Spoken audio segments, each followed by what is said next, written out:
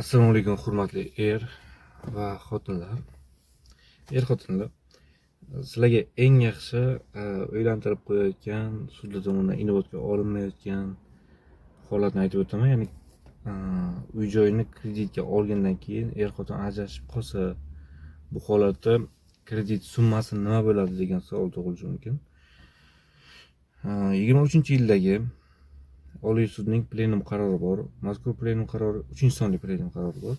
Mazkur plenum qaroriga asosan uy-joy umumiy mulk hisoblanadigan bo'lsa, o'rtadagi kredit qarzi ham umumiy qarz hisoblanadi. Ya'ni 400 million so'm kredit o'sha uyni miqdori desak, 200 million so'mini o'zingiz to'lagansiz. Mayli. 200 million so'miga siz kredit oldingiz. 200 million so'm bu umumiy qarz hisoblangani va uy-joy umumiy mulk hisoblangani sababli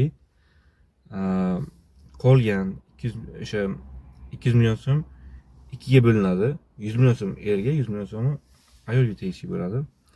Va bir tomon to'ladi deylik, mana shu summani. Bir tomonda o'zi to'ladi, ikkinchi tomon aralashmabdi, ikkinchi tomon pulni to'lamagan, lekin uyni talab qilyapti. Mana shunaqa holatda nima qilinadi? Bu holatda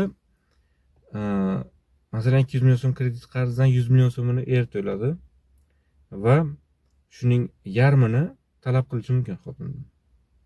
Ya'ni 50 million so'mni talab qilib olishi mumkin.